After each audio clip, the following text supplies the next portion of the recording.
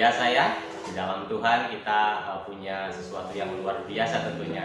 Amin, adik-adik pelajar. Baik, puji Tuhan untuk kali ini kita bertemu pada ibadah online saat ini. Karena situasi yang masih belum memungkinkan, karena kondisi di tempat kita masih mengalami pandemi, semuanya serba dibatasi. Kita yang tadinya bebas bisa bermain kesana kemari, sekolah offline, bisa ke mall, bisa jalan-jalan, tapi kondisi saat ini mengharuskan kita untuk membatasi semua kegiatan kita. Dan tentunya kita sebagai anak-anak Tuhan akan mentaati aturan itu ya, betul ya. Protokol kesehatan yang sudah ditetapkan oleh petugas tentunya kita akan ikuti. Dan terlebih kita sebagai anak-anak Tuhan berdoa supaya pandemi ini cepat berakhir, amin. Supaya virus corona ini boleh berlalu, amin. Supaya setiap sakit penyakit boleh dicampakkan ke dalam dasar lautan. Dan kita percaya Tuhan kita adalah Tuhan yang luar biasa, yang mampu melakukan lebih dari apa yang kita pikirkan. Baik, adik-adik pelajar, tadi berbicara tentang mentaati ya. Tadi di awal ada kata mentaati, dan pada saat ini kita akan belajar firman Tuhan yang terambil dari Efesus 6 ayat 1 sampai dengan 3 dengan perikop yaitu taat dan kasih. Kata taat ini sudah tidak asing lagi ya buat kita, anak-anak pelajar sudah sering mendengar kata taat itu apa, dan tentu semua sudah tahu ya definisinya taat itu apa. Ada yang tahu? Bisa menyebutkan taat itu apa? Mematuhi, ya betul. Mengikuti aturan, ya betul. Ya kurang lebih seperti itu. Taat itu artinya mematuhi, mengikuti aturan. Jadi kalau tidak taat berarti dia tidak mematuhi tentunya ya aturan-aturan yang ada. Di dalam kata taat ini tentu ada dua hal ya adik-adik ya. Ada dua hal, yaitu yang pertama siapa yang taat dan kepada siapa kita perlu taat. Baik, kita akan membaca terlebih dahulu dari Efesus 6 ayat 1 sampai dengan 3 ayat saja. Kita baca secara bersama-sama. Adik-adik pelajar bisa mengambil Alkitabnya di rumah, bisa membuka di gadget, dan kita mau baca secara sama-sama. Siap ya? Baik, Efesus 6 ayat 1 sampai dengan 3. Hai anak-anak, taatilah orang tuamu di dalam Tuhan, karena haruslah demikian. Hormatilah ayahmu dan ibumu. Ini adalah suatu perintah yang penting, seperti yang nyata dari janji ini, supaya kamu berbahagia dan panjang umurmu di bumi. Ya, tadi kita katakan bahwa di dalam ketaatan ini ada dua unsur ya, yaitu yang pertama siapa yang taat dan kepada siapa taat. Nah, di ayat 1 ini dikatakan jelas sekali bahwa hai anak-anak, taatilah orang tuamu di dalam Tuhan, karena haruslah demikian. Ya, jadi yang pertama yang harus taat adalah anak-anak ya, betul ya, anak-anak. Yang kedua yang perlu kita taati dalam hal ini adalah orang tua di dalam Tuhan. Jadi dalam hal ini kita bisa terapkan, bisa di beberapa tempat, tidak hanya di keluarga saja, tapi bisa juga di sekolah, di mana kita sekolah, bisa juga ditempatkan di gereja, di pelayanan. Kalau di keluarga kita mentaati orang tua kita, kalau di sekolah tentunya kita mentaati kepada pengajar atau guru atau pembimbing kita di sana, dan kemudian kalau di lingkungan gereja atau di pelayanan tentunya kita mentaati para pemimpin rohani kita, betul ya, seperti itu. Jadi dikatakan bahwa di sini anak-anak taat kepada orang tuanya murid taat kepada gurunya, dan jemaat taat kepada pemimpinnya. Untuk itu kita bisa buka juga dari kitab Kolose. Kita lihat kitab Kolose ayat 20. Kita bisa buka sama-sama Kolose 3 ayat 20. Yuk kita buka sama-sama Kolose 3 ayat 20. Kita mau lihat di sana dikatakan begini, Kolose 3 ayat 20. Hai anak-anak, taatilah orang tuamu dalam segala hal, karena itulah yang indah di dalam Tuhan. Ya, kalau di Kolose 3 ini dikatakan bahwa hai anak-anak, taatilah orang tuamu dalam segala hal. Jadi dalam segala hal ya kita mentaati orang tua kita, karena itulah yang indah di dalam Tuhan. Luar biasa ya, ternyata di dalam ketaatan ini ada keindahan, ada sesuatu yang indah. Kenapa kok bisa begitu?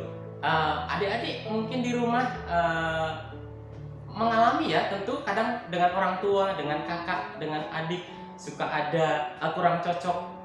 Itu tentunya tidak indah ya, tapi berbeda keadaannya ketika kita sama orang tua kita mentaati aturan di rumah, bangun pagi misalnya, belajar sebagai tugas utama kita seorang pelajar ya, dan tugas-tugas yang lain.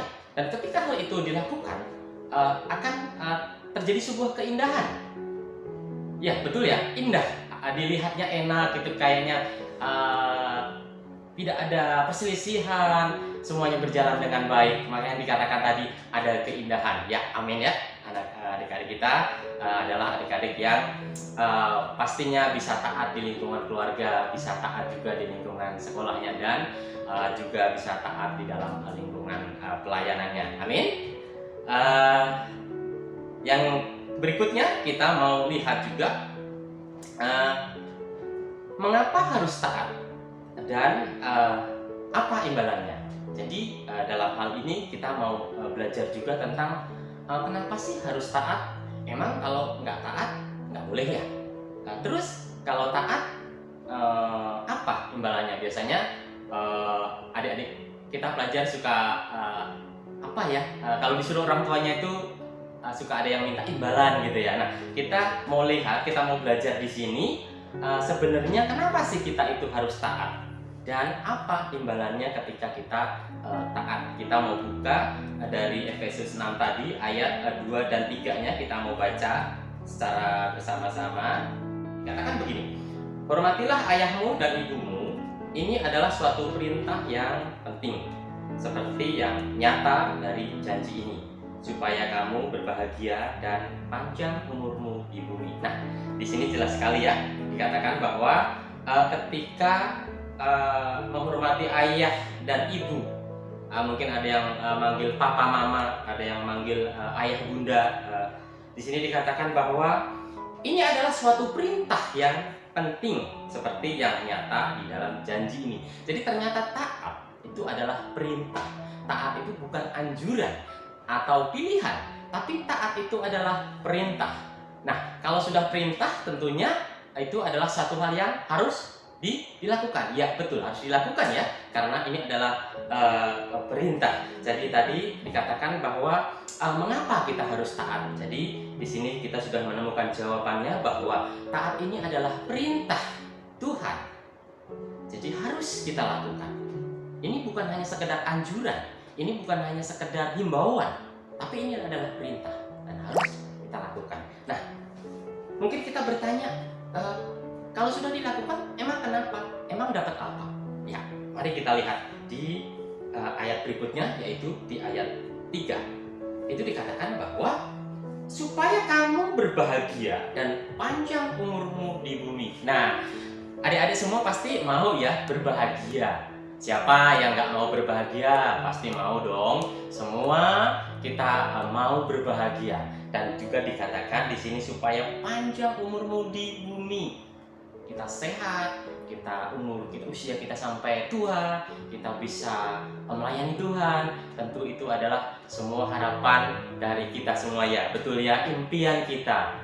doa-doa kita semua mengalami hidup yang bahagia, hidup yang memiliki umur yang panjang di bumi. Nah, sudah kita dapatkan berarti jawabannya, yaitu mengapa dikatakan tadi harus taat. Dikatakan bahwa ini adalah perintah. Kemudian kedua, setelah taat, apa yang kita dapat, impact-nya apa?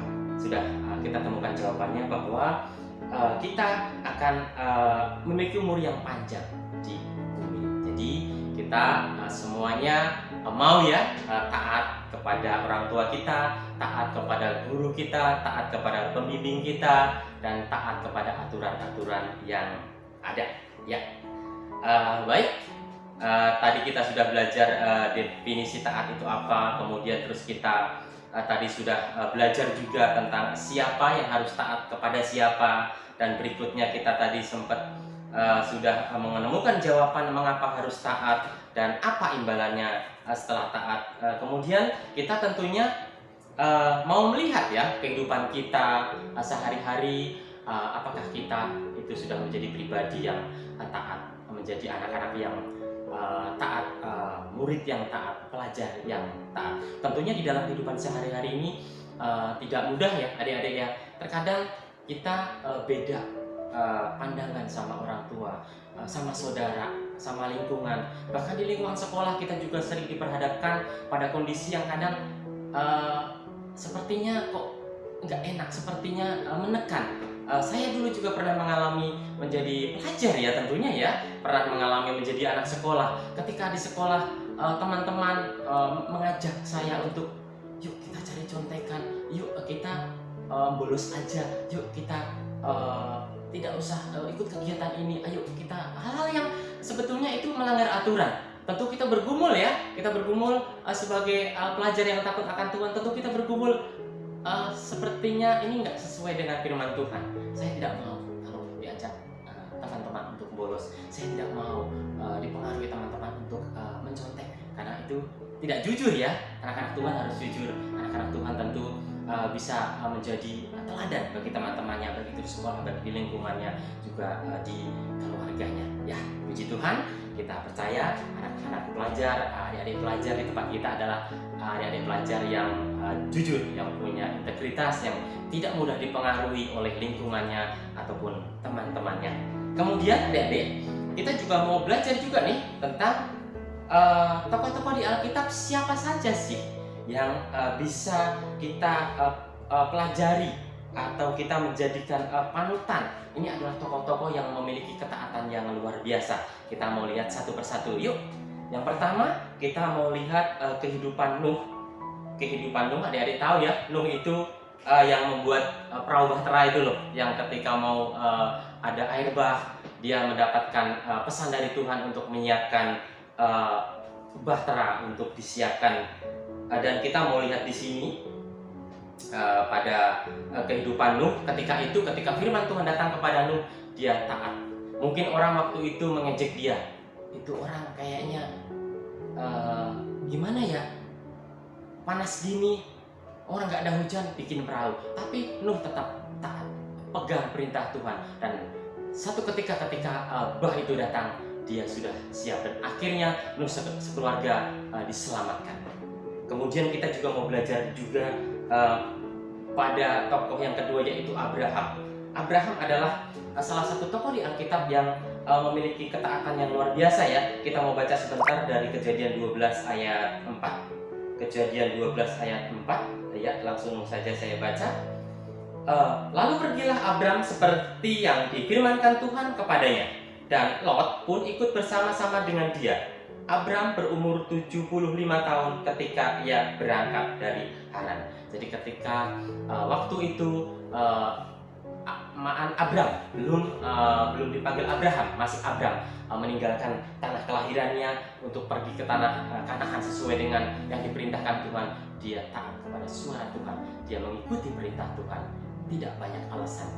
Jadi Abraham adalah salah satu tokoh yang memiliki ketaatan yang luar biasa kepada Tuhan.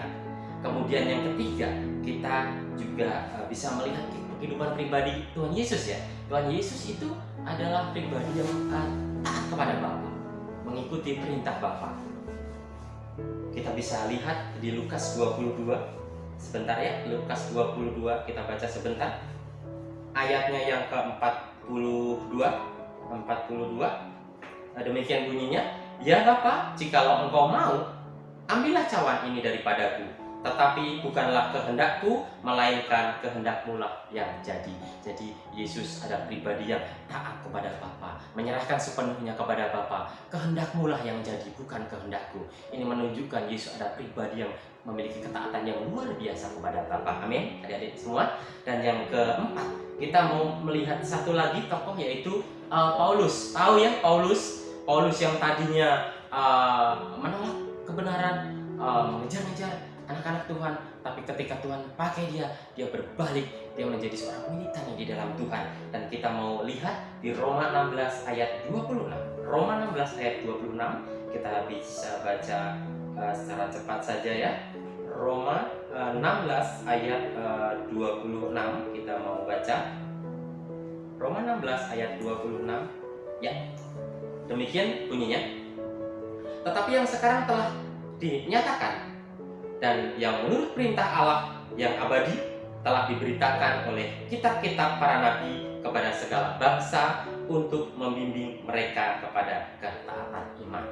Nah, di sini terlihat bahwa Paulus adalah salah satu tokoh di Alkitab yang memiliki ketaatan yang luar biasa. Siapa saja tadi yang kita boleh belajar figur dalam Alkitab? Yaitu yang pertama adalah Nuh, yang kedua Abraham, yang ketiga adalah pribadi Yesus, dan yang keempat adalah dari pribadi Paulus. Nah, adik-adik semua, saya percaya kita boleh terus belajar untuk menjadi pribadi yang taat tentunya ya. Amin ya, siap menjadi pribadi yang taat. Kita mau dibentuk terus supaya boleh semakin hari kita boleh memiliki kehidupan yang semakin taat kepada Tuhan. Baik, puji Tuhan. Demikian renungan firman Tuhan yang dapat saya sampaikan pada saat ini. Kita mau merenungkan itu, kita mau saat teduh sebentar, kita mau datang kepada Tuhan, kita mau melihat, merefleksikan kepada diri kita, apakah kita sudah menjadi pribadi yang taat, anak-anak yang taat kepada orang tuanya, pelajar atau murid yang sudah taat kepada aturan-aturan sekolah, dan kita sudah taat kepada aturan pemimpin-pemimpin kita di pelayanan kita. Mari kita renungkan itu adik-adik, dan kita terus berdoa, kita bawa pada Tuhan, dan biarlah Tuhan yang membentuk kita, karakter kita terlebih, Tuhan ubahkan supaya kita menjadi pribadi yang taat. Baik, kita tutup di dalam doa. Tuhan Yesus, terima kasih Bapa, saat ini kami datang kepada Tuhan, dan biarlah kami juga boleh menjadi pribadi yang taat Tuhan, pribadi yang menuruti perintah-Mu, dan berikan kami kekuatan pada saat ini supaya kami boleh menjadi pribadi-pribadi yang taat. Terlebih untuk adik-adik kami pelajar, biarlah mereka juga boleh menjadi pribadi yang taat kepada-Mu, pribadi yang taat kepada orang tuanya, pribadi yang taat kepada para gurunya di sekolah, ataupun juga ditempatkan di mana dia melayani Engkau Tuhan. Dan kami percaya saat ini Tuhan, Engkau ubahkan hati kami. Saat ini Bapa, Engkau yang menyentuh setiap pribadi kami, anak-anak Tuhan, supaya kami boleh menjadi pribadi yang lebih baik lagi. Terima kasih Bapa, di dalam nama Tuhan Yesus kami sudah berdoa dan ucap syukur. Haleluya. Amin.